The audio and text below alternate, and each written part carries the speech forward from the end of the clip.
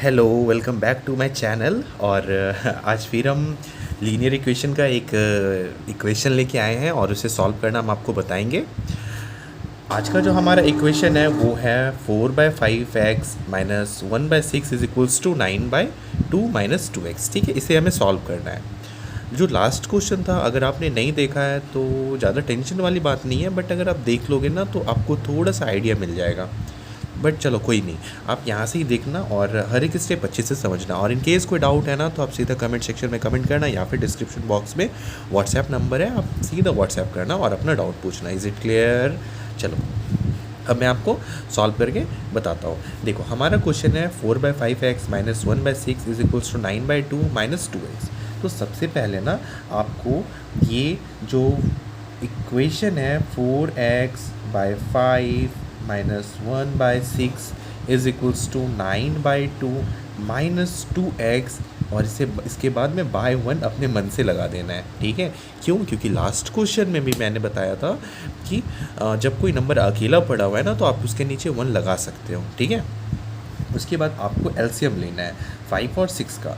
तो मैं यहाँ पर एलसीएम लेके दिखा देता हूँ आपको 5 और 6 का। तो आप जब एलसीएम कैसे होता कि जो स्मॉलेस्ट टेबल होता ना उससे आप इसे कटाने की कोशिश करो। तो कोई भी ऐसा नई टेबल है जिसमें 5 भी आए और 6 भी आए, तो जब ऐसा सिनेरियो होता ना तो आप इसे मल्टीप्लाई कर दिया करना। तो 6 5 जा दैट विल बी 30। ठीक है, अब 5 के टेबल में 30 कितने टाइम्स आते हैं? तो 5 6 जा 30। तो आपको 6 यहाँ लिख देना है, फिर यहाँ मल्टीप्लाई का साइन देंगे, बस ऊपर वाला जो भी है ना वो लिख देना है यहाँ पे। तो ये हो गया 4x, और ये फिर बाद में साइन माइनस का। ठीक है, और उसके बाद 6 के टेबल में 30 कितने बार में आते हैं? तो 6 5 जा 30 होता है, तो 5 टाइम्स, और ऊपर जो लिखा हुआ है उसे मल्टीप्लाई करके लिख देना है। कितना सिंपल है, बहुत सिंपल है ना। तो इतना सा आपको काम कर लेना है। यहाँ तक तो कोई डाउट नहीं है ना आप लोगों का? अगर कोई डाउट है ना तो आप देख लो और झटपट पूछ लेना। सबसे पहले मैंने क्या किया, कुछ नहीं किया। सेकंड वाले स्टेप में मैंने बस बाय 1 दिया, और तीसरे वाले स्टेप में मैंने 5 और 6 का एलसीएम लिया जो कि 30 होता है।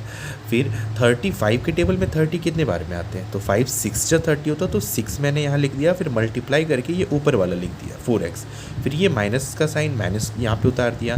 अब 6 के टेबल में 30 कितने बार में आता है? तो 6 5 जा 30, तो 5 मैंने यहाँ लिखा, फिर मल्टीप्लाइड बाय 1।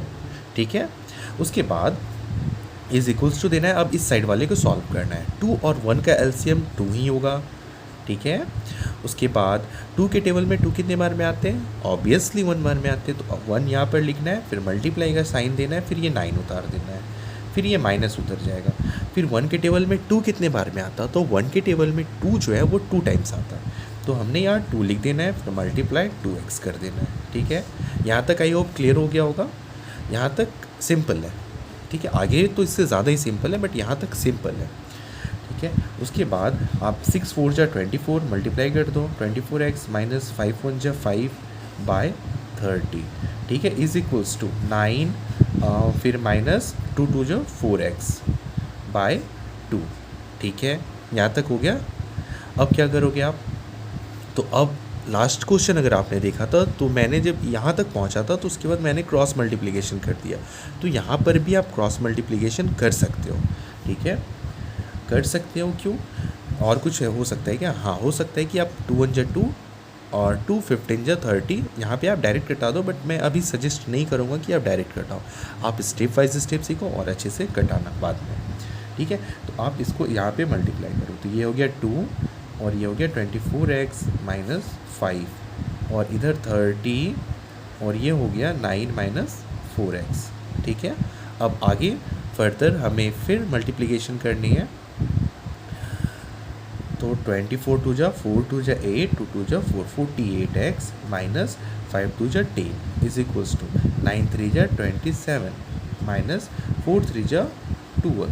ठीक है, यानी कि 120। ठीक है, तो यहाँ तक हमने यहाँ तक इस तरीके से कर दिया। फिर जो लाइक टर्म्स है, यानी जो एक जैसे टर्म है, उसे एक साइड कर देना है।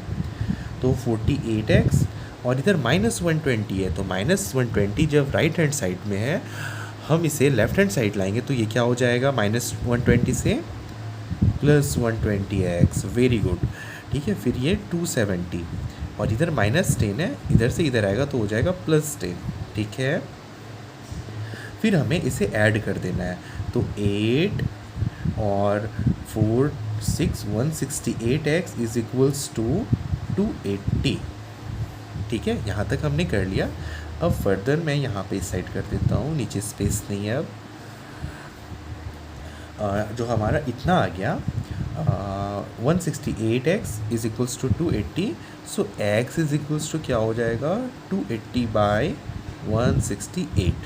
ठीक है, अब इसे घटाना है, ये बहुत बड़ा इक्वेशन आ गया 280/168। तो इसे अब हम लोग कैंसिल करेंगे जैसे भी होगा और देखते हैं कि क्या आंसर आता है। तो 2 के टेबल में 2 1 जा 2, 2 4 जा 8, 140, और 2 के टेबल में 2 8 जा 16, 2 4 जा 8। फिर होगा 2 7 जा 14, 2 4 जा 8, 2 2 जा 4, फिर होगा 35, फिर होगा 2 2 जा 4, 2 1 जा 2, फिर होगा 7 5 जा 35, 7 3 जा 21। यानी कि हमारा आंसर है वो है x इज इक्वल्स टू 5/3। इतना बड़ा ठीक है, पर टेंशन वाली बात नहीं है। बड़ा इसलिए हुआ ना क्योंकि जब हम यहाँ पे अगर उस वक्त ही यहाँ पे 2 1 जा 2 कर देते और यहाँ पे 30 को 15 कर देते ना, तो हमें इतना लंबा चौड़ा इक्वेशन लिखने की ज़रूरत नहीं होती और इतने बड़े बड़े कैलकुलेशन नहीं आते हैं। इतने बड़े बड़े कैलकुलेशन में दिक्कत ये है ना कि मिस्टेक होने का बहुत चांसेस रहता। ठीक है, तो ये नहीं होते। ठीक है, तो चलो मैं आपको ये फाइनली ये जो है हमारा आंसर ये करेक्ट है। ठीक है, 5/3 वो हमारा आंसर है। पर मैं चाहता हूँ कि मैं यहाँ पर कैंसिल करके आपको फर्दर बताऊँ। मैंने इरेज कर लिया। अब मैं बताता हूँ, देखो आप यहाँ पे ही ना नीचे नीचे वाले कट हो जाएंगे तभी जब बीच में आपका इज इक्वल्स टू रहेगा। ठीक है, तो 2 1 जा 2 और 2 15 जा 30 होता है। ठीक है, अब क्रॉस मल्टीप्लिकेशन करोगे ना तो यहाँ आ जाएगा 24x - 5 इज इक्वल्स टू, अब इस साइड से अब क्रॉस मल्टीप्लिकेशन करोगे तो आपका जो है वो 9 5 जा 45 और 9 1 जा 9 10 11 12 13 135 माइनस 15 4 जा 15 जा 15 15 2 जा 30 15 3 जा 45 15 4 जा 60x। ठीक है, अब आपने क्या करना है कि आपको एक साइड लेके आ जाना है जो एक जैसे टर्म है। तो 24x ये -60 है इस साइड, तो इस साइड जब आएगा तो ये +60 हो जाएगा, +60x इज इक्वल्स टू, इधर 135 है, इधर -5 से इस साइड आएगा तो ये +5 हो जाएगा। फिर 24x और 30 को +60 को जब आप सॉल्व करोगे तो आपका जो आंसर है वो होगा 4x 6 7 8 84 इज इक्वल्स टू 140। ठीक है, ये आपका आ गया। अब इधर हम सॉल्व कर लेते हैं इसे, तो हम 140/84 लिखेंगे। उसके बाद हमें इसे कट कर देना, तो 2 7 जा 14, 2 4 जा 8, 2 2 जा 4, फिर 2 3 जा 6, 2 5 जा 10, 2 2 जा 4, 2 1 जा 2, फिर 7 और 3। तो हमारा जो x का वैल्यू आ गया वो 7/3। ठीक है, ये हमारा आंसर पिछले टाइम्स भी आया था बट इस बार भी आया, और इस बार थोड़े आसान तरीके से आ गया क्योंकि हमने यहाँ पर ही कट कर दिया था। ठीक है, और कट आप तभी करना जब बीच में इज इक्वल्स टू रहेंगे।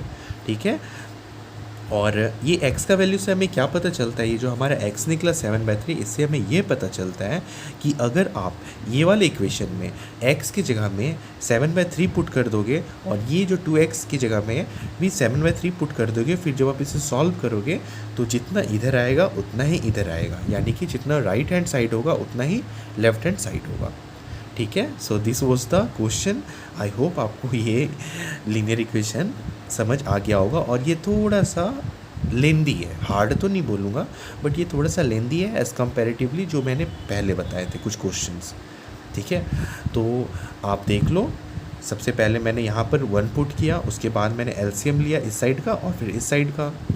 इस साइड का जो एलसीएम था वो 30 था, फिर ये मैंने पूरा पार्ट सॉल्व किया, और फिर इस साइड का एलसीएम 2 था, फिर मैंने इस साइड का पूरा पार्ट सॉल्व किया।